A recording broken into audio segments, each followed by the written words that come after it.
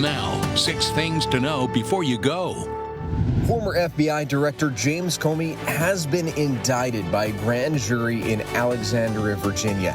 Comey is being charged with 2 counts. That's making a false statement and obstruction of a political proceeding. This is the first time a former director of the FBI has ever been indicted in the history of the U.S. It comes just days after President Trump publicly said that U.S. Attorney General Pam Bondi should prosecute him and 2 other political adversaries. The charges stem from testimony Comey gave during a Senate Judiciary Committee hearing in 2020.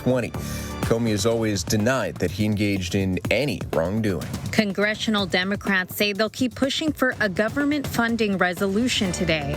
The new budget year is set to begin October 1st, but so far Democrats and Republicans have been unable to reach an agreement over federal funding, and that increases the likelihood of a government shutdown.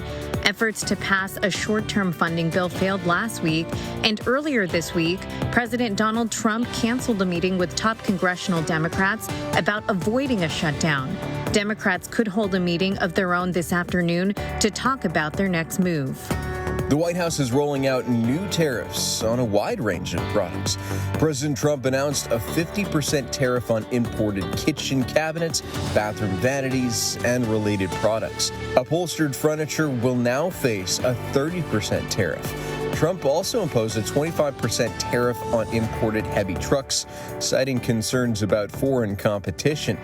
There's also tariffs on pharmaceuticals.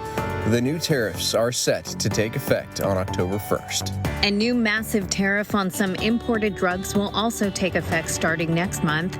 On Thursday, President Donald Trump announced brand name or patented drugs will be subject to a 100% tariff.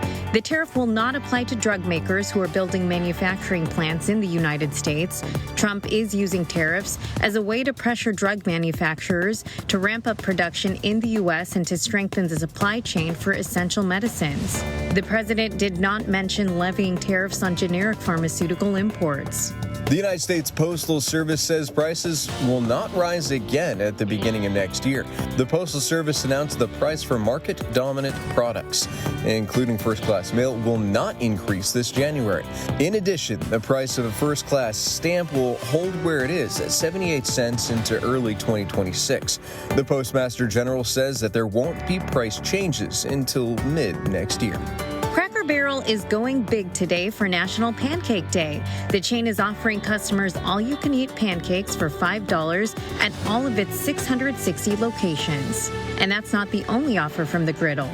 Cracker Barrel is trying to bounce back from a slump earlier this year that was linked to the national uproar after the company made a logo change. Officials say that incident resulted in an 8% drop in visitors to its restaurants.